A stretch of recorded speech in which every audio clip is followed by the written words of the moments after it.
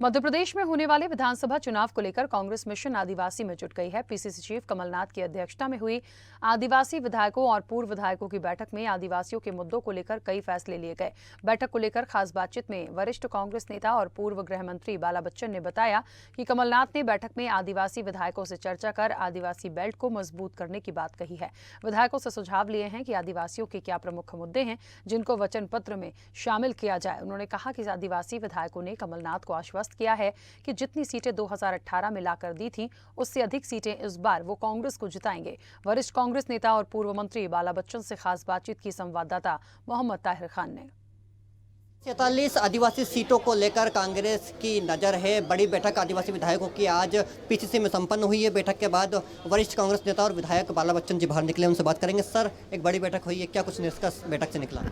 नहीं, ठीक है। मध्य प्रदेश विधानसभा के जो चुनाव होना है वर्ष 2023 में, उससे संबंधित चर्चा हुई। आदिवासियों की बैठक थी। आदरणीय नाथ साहब ने बैठक ली है कि क्या फीडबैक होना चाहिए, क्या सुझाव है, क्या वचन पत्र में आप लोगों के मुद्दे हैं जिनको हम डालें, तो उससे संबंधित जो बात हुई है। और सब ने आदरणीय नाथ साहब को आश्वस्त किया है कि हमने 2018 में आपको जितनी सीटें लाकर जो दी थी, हम उससे भी ज़्यादा ताकतवर तरीके से हम आपको जिताएंगे। और आपने मुख्यमंत्री रहते हुए हमारा काम करना शुरू किया था और आपने अपने इरादों को स्पष्ट किया था कि आप आदिवासियों के हितों की रक्षा करेंगे, उनके साथ न्याय करेंगे। और ये जो शिवराज सिंह जी की सरकार ने जिस तरह से छलावा किया है, एक षड्यंत्र किया है पैसा एक्ट के रूप में, जो पैसा एक्ट को पूरी तरह से ख़त्म कर दिया, बेअसर कर दिया है, तो इसमें जम के गुस्सा आदिवासियों में है। इसका लाभ हम लोगों को और कांग्रेस पार्टी को मिलेगा। और मध्य प्रदेश की जनता इंतजार कर रही है, जिसमें कि आदिवासी वर्ग होगी कि भाई कब कमलनाथ जी का चुनाव आए जिसमें हम उनको जल्दी से जल्दी मुख्यमंत्री बनाएं। चुनाव में भी कुछ ही महीने बचे हैं और सीएम शिवराज लगातार पैसा एक्ट की बात कर रहे हैं और पैसा एक्ट को लेकर ही आदिवासियों के बीच जा रहे हैं। उन्होंने बोला कि पैसा एक्ट हमने लागू किया है, तो क्या इससे प्रभाव पड़ेगा? बेअसर कर दिया है। पैसा एक्ट आदिवासियों के लिए केंद्र सरकार ने जिस मकसद और उद्देश्य के लिए जो बनाया था, उसको इनने बेअसर कर दिया, उसको ख़त्म कर दिया। मैंने इसको पढ़ा है। मैंने वो पैसा एक्ट जो केंद्र सरकार ने जो बनाया था उसको भी मैंने पढ़ा है। और उसके बाद अभी जो विधानसभा में जो आया है चर्चा के लिए, इस पे भी हमने इसको देखा था, मतलब मैंने इसको पढ़ा है। तो आदिवासियों का इससे जो लाभ होना चाहिए था उसको इनने ख़त्म कर दिया, उसको इनने बेअसर कर दिया है। तो ये भी एक षड्यंत्र है शिवराज सिंह जी का और भाजपा का, और आदिवासी वर्ग इसको पकड़ चुका है। और इसका परिणाम भाजपा को मध्य प्रदेश के जो विधानसभा के चुनाव होना है उसमें उसको भुगतना पड़ेगा उनको परिणाम।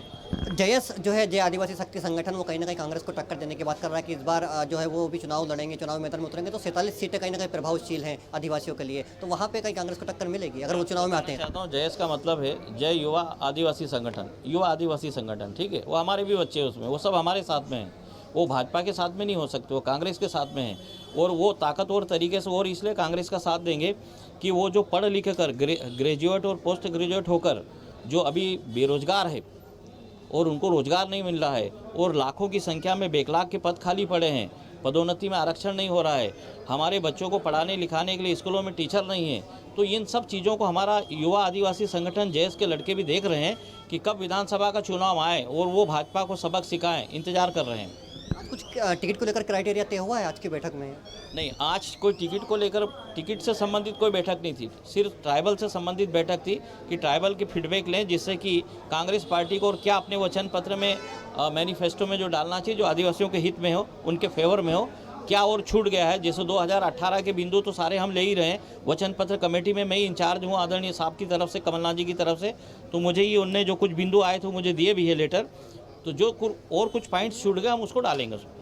धन्यवाद। तो ये थे कांग्रेस के वरिष्ठ नेता और कांग्रेस विधायक बाला बच्चन जी, जिनका साफ तौर पर कहना है कि 2018 के जो बिंदु थे, उसके अलावा जो बिंदु वहाँ छूट गए थे, उन बिंदुओं को भी अब जो अगला मैनिफेस्टो जारी करेगी कांग्रेस आदिवासियों के लिए, उसमें डाला जाएगा। उसको लेकर चर्चा हुई है और आदिवासियों के हित में कांग्रेस और क्या कुछ कर सकती है उसको लेकर भी यहाँ पर चर्चा की गई है। उनका साफ कहना है कि जो जयस जो अलग से चुनाव लड़ने की बात कह रहा है वो भी समय पर मानेंगे और जयस और कांग्रेस मिलकर ही चुनाव लड़ेगी और वापसी मध्य प्रदेश में कांग्रेस की होगी। कैमरा पर्सन शैलन रावत के साथ मोहम्मद ताहिर खान, स्वदेश न्यूज, भोपाल।